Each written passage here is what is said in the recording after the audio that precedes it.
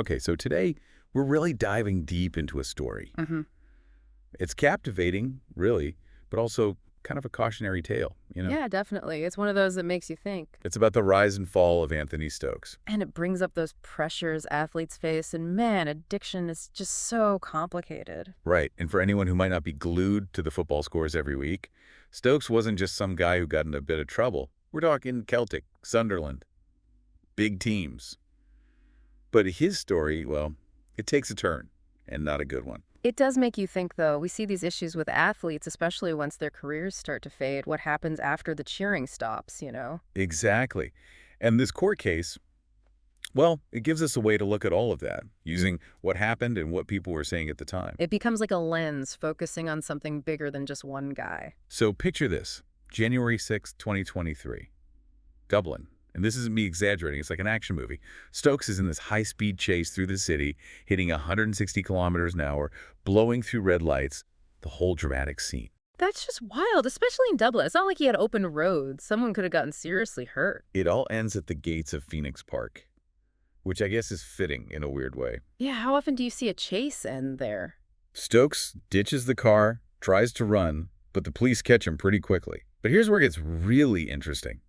Inside the car, hidden in a sock, cocaine.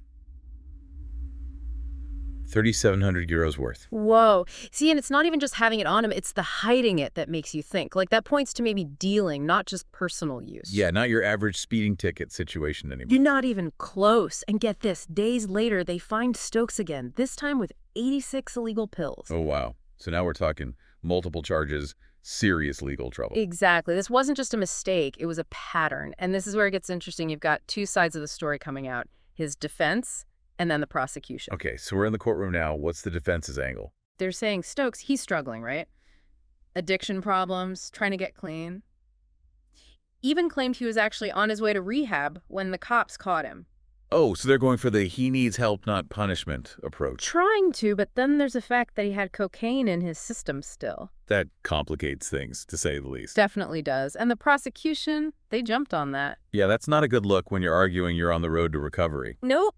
And they really drove home how serious this was, the danger he put everyone in. And the judge, she wasn't buying the defense's story either. Not one bit. Even with Stokes pleading guilty, even with them asking for leniency, maybe rehab as part of the sentence. She threw the book at him. Pretty much. 15 months in prison, 5-year driving ban. Strong message. Makes you wonder, was this just a one-time thing, bad choices fueled by addiction? Or is there a longer history here? And it turns out this wasn't Stokes's first run-in with the law, not even close. Right. Back in 2013, assault conviction ended up paying 30,000 euros to the victim. Whoa. That's not messing around. That was serious. Seems like it. And there are other incidents, too. Missing court, even time served in another country. But the details on that are kind of murky. Okay, so we've got this pattern, this build-up to this big arrest. It's definitely not what you expect from a pro athlete, even with all the pressure that comes with that life. And that's where this story becomes something more. It's not just about Stokes, it's about what happens when the cheering stops and these guys are left trying to figure out who they are without the game. It's tough. They've spent their whole lives with that structure, the team, the competition. The adrenaline. Don't forget the adrenaline, and then, boom, it's gone. Just like that. And for some guys, it's a huge struggle to find their place in the world without it. Without that validation, that constant pressure. Exactly. And we've seen it so many times, unfortunately. Athletes turning to addiction, struggling with money, even ending up in legal trouble, all because they're trying to fill that void. And then there's addiction itself, which is, well, it's a whole other beast. Oh, absolutely. And it can happen to anyone, athletes included. Think about it. The pressure to perform, the physical toll, the mental grind of training. And then suddenly that's all gone. Their whole routine is gone. It's no wonder some turn to substances to cope. It's a way to numb the pain, at least for a little while. Which brings us to another question. How do we, as a society, deal with addiction? Especially when it comes to athletes who often have a very public fall from grace.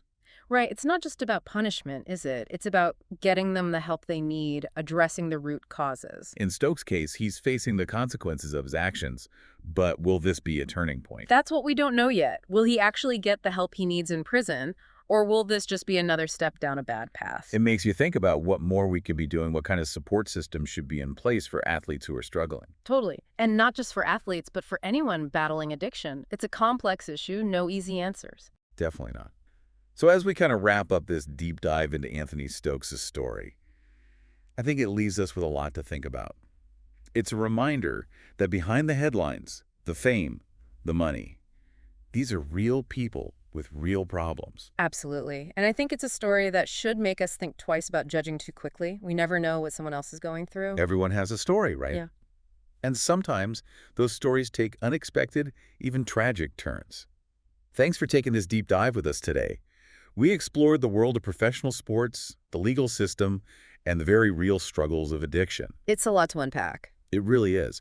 And sometimes the most important stories are the ones that leave us with more questions than answers. It's like they build their whole identity around this one thing. Right. And then it's gone. And they have to figure out, who am I now? What am I supposed to do? It's a huge adjustment. And not everyone can handle that, you know? Especially when you think about the pressure they were under, the constant need to perform at this superhuman level. And not just perform, but win. The stakes are so high in professional sports. The money, the fame, the expectations. It's no wonder some of them crack under the pressure. And like we were saying, addiction is just one way that manifests. Exactly. It's not an excuse, but it's a piece of the puzzle. So where do we go from here? We've talked about the pressures on athletes, the challenges of transitioning out of professional sports, the complexities of addiction. What's the takeaway? I think it's about understanding, these are human beings with their own strengths and weaknesses. And sometimes those weaknesses are magnified by the spotlight. Absolutely. And it's easy to judge from the outside looking in, but we never really know what someone else is going through. That's so true. So as we wrap up our deep dive into Anthony Stokes' story, I think the biggest thing I'm left with is a sense of, well, empathy, I guess. Me too. And a reminder that everyone has a story. And sometimes those stories take unexpected turns. Thanks for taking this deep dive with us today. It's been a journey through the world of professional sports, the legal system, and the very human struggle with addiction. A lot to think about. It really is. And sometimes the most important conversations are the ones that leave us with more questions than answers.